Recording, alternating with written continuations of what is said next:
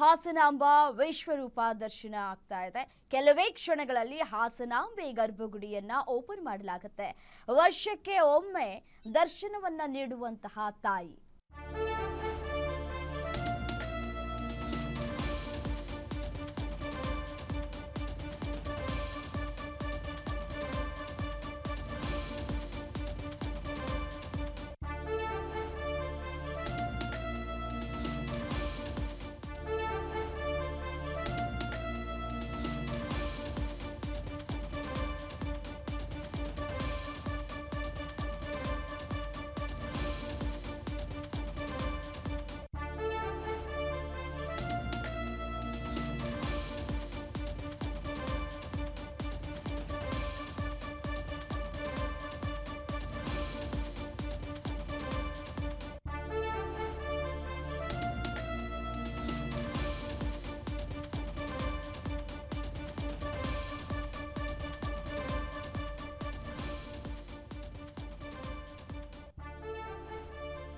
ಇಂದಿನಿಂದಲೇ ಹಾಸನಾಂಬ ವಿಶ್ವರೂಪ ದರ್ಶನವಾಗುತ್ತೆ. ಕೆಲವೇ ಕ್ಷಣಗಳಲ್ಲಿ ಹಾಸನಾಂಬೆ ಗರ್ಭಗುಡಿ ಓಪನ್ ಆಗತ್ತೆ. ವರ್ಷಕ್ಕೆ ಒಮ್ಮೆ ದರ್ಶನ ನೀಡುವಂತಹ ಹಾಸನಾಂಬೆ ತಾಯಿ ಇವತ್ತಿನಿಂದ ಅಕ್ಟೋಬರ್ 22ರವರೆಗೂ ಹಾಸನಾಂಬೆಗೆ ದರ್ಶನವನ್ನ ವ್ಯವಸ್ಥೆ ಆಗಿದೆ. ಇವತ್ತು ಕೊನೆಯ ದಿನ, ಸಾರ್ವಜನಿಕರಿಗೆ ದರ್ಶನವಿಲ್ಲ. ಈ ಬಾರಿ ದರ್ಶನಕ್ಕೆ ವಿಐಪಿ ವಿವಿಐಪಿ ಪಾಸ್ ಅನ್ನ ರದ್ದು ಮಾಡಲಾಗಿದೆ. ಗೋಲ್ಡನ್ ಪಾಸ್ 300 ರೂಪಾಯಿ, 1000 ರೂಪಾಯಿ ದರ್ಶನದ ವ್ಯವಸ್ಥೆಯನ್ನ ಮಾಡಲಾಗಿದೆ. ಧರ್ಮ ದರ್ಶನ ಮಾತ್ರ ಭಕ್ತರಿಗೆ ಲಭ್ಯವಾಗ್ತಾ ಇದೆ. ಮುಂಜಾನೆ 2ರಿಂದ 5 ಗಂಟೆ ಮತ್ತೆ ಮಧ್ಯಾಹ್ನ 2ರಿಂದ 3:30ರವರೆಗೆ ದರ್ಶನ ಇರೋದಿಲ್ಲ. 13 ದಿನಗಳು ದೇವಿ ದರ್ಶನಕ್ಕೆ ಜಿಲ್ಲಾಡಳಿತ ವ್ಯವಸ್ಥೆಯನ್ನ ಮಾಡಿಕೊಂಡಿದೆ. ವಿಐಪಿಗಳಿಗೆ ಸಮಯ ನಿಗದಿಯನ್ನ ಮಾಡಿರುವಂತಹ ಜಿಲ್ಲಾಡಳಿತ ಬೆಳಗ್ಗೆ 10ರಿಂದ 12ರ ತನಕ ಮಾತ್ರ ವಿಐಪಿ ದರ್ಶನಕ್ಕೆ ವ್ಯವಸ್ಥೆಯನ್ನ ಮಾಡಲಾಗಿದೆ. ಇನ್ನು ಗಂಟೆಗೆ 6000 ಭಕ್ತರ ದರ್ಶನ ವ್ಯವಸ್ಥೆಗೆ ಸಿದ್ಧತೆಗಳನ್ನ ಕೂಡ ಮಾಡಿಕೊಳ್ಳಲಾಗಿದೆ. ಇವತ್ತಿನಿಂದ ಹಾಸನಾಂಬೆಯ ದರ್ಶನ ಆರಂಭ ಆಗ್ತಾ ಇದೆ. ಈ ಜಾತ್ರಾ ಮಹೋತ್ಸವಕ್ಕೆ ಸಿದ್ಧತೆಗಳು ಕೂಡ ಭರದಿಂದ ಸಾಗ್ತಾ ಇದೆ. ಈ ಬಾರಿ ಸುಗಮ ದರ್ಶನಕ್ಕೆ ಹಲವು ರೀತಿಯಾದಂತಹ ಕ್ರಮವನ್ನ ಕೂಡ ಕೈಗೊಳ್ಳಲಾಗಿದೆ. ನೋಡಿ, ಇವತ್ತಿನಿಂದ ಬಾಗಿಲು ತೆರೆಯಲಾಗ್ತಾ ಇದ್ದು ಅಕ್ಟೋಬರ್ 23ರಂದು ಬಾಗಿಲನ್ನ ಮುಚ್ಚಲಾಗುತ್ತೆ. ಮೊದಲ ಹಾಗೂ ಕೊನೆಯ ದಿನ ಸಾರ್ವಜನಿಕರಿಗೆ ದರ್ಶನಕ್ಕೆ ಅಂತ ಹೇಳಿ ಅವಕಾಶ ಇರೋದಿಲ್ಲ. ಅಕ್ಟೋಬರ್ 10ರಿಂದ 22ರವರೆಗೆ ಜನರಿಗೆ ದರ್ಶನಕ್ಕೆ ಅವಕಾಶವನ್ನು ಕಲ್ಪಿಸಲಾಗಿದೆ. ಈ ಬಾರಿ ನೋಡಿ, ವಿಐಪಿ ವಿವಿಐಪಿ ಪಾಸ್ಗಳನ್ನು ರದ್ದು ಮಾಡಲಾಗಿದೆ.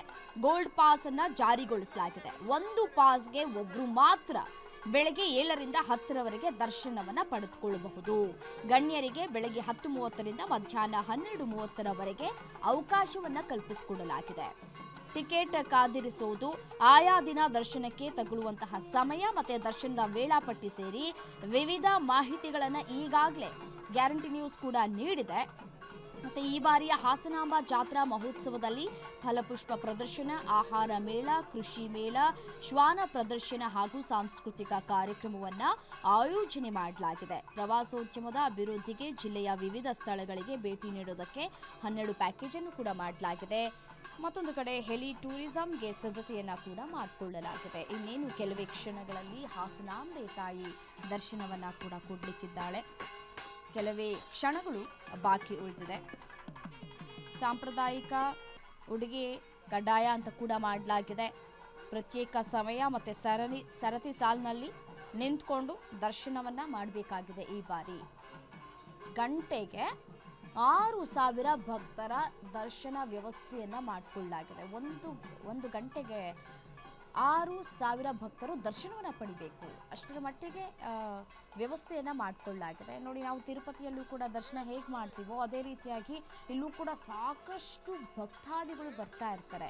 ತಾಯಿಯ ದರ್ಶನವನ್ನು ಪಡೆದುಕೊಳ್ಬೇಕು. ವರ್ಷಕ್ಕೆ ಒಮ್ಮೆ ಮಾತ್ರ ನಮಗೆ ದರ್ಶನಕ್ಕೆ ಅವಕಾಶ ಸಿಗುತ್ತೆ.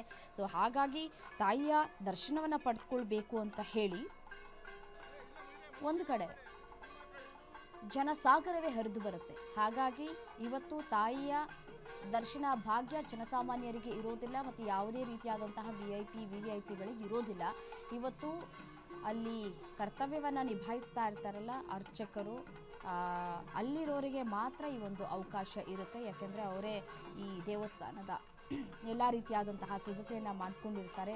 ಇನ್ನೇನು ಬಾಗಿಲನ್ನು ಓಪನ್ ಆಗೋದಕ್ಕೆ ಕೆಲವೇ ಕ್ಷಣಗಳು ಬಾಕಿ ಉಳಿದಿರುವಂಥದ್ದು. ಸದ್ಯಕ್ಕೆ ದೃಶ್ಯದಲ್ಲಿ ಗಮನಿಸ್ತಾ ಇದ್ರಿ ಯಾವ ರೀತಿಯಾದಂತಹ ಸಿದ್ಧತೆಗಳು ಆಗಿದೆ ಅನ್ನೋದರ ಕುರಿತು ಡೀಟೇಲ್ಸನ್ನು ನೀಡ್ತಾ ಇದ್ದೀವಿ. ಹಾಸನಾಂಬೆ ಜಾತ್ರೆಗೆ 25 ಲಕ್ಷ ಮಂದಿ ಬರುವಂತಹ ನಿರೀಕ್ಷೆಗಳು ಕೂಡ ಇದೆ. ಜಿಲ್ಲಾಡಳಿತ ಅದಕ್ಕೆ ಬೇಕಾದಂತಹ ಒಂದಷ್ಟು ಸಿದ್ಧತೆಗಳನ್ನು ಕೂಡ ಮಾಡಿಕೊಂಡಿದೆ. ನೋಡಿ, ದೇವಿಯ ದರ್ಶನಕ್ಕೆ 80 ವರ್ಷಕ್ಕಿಂತ ಮೇಲಿನವರು ಹಾಗೂ ಅಂಗವಿಕಲರಿಗೆ ನೇರ ದರ್ಶನದ ವ್ಯವಸ್ಥೆಯನ್ನು ಕೂಡ ಕಲ್ಪಿಸಲಾಗಿದೆ.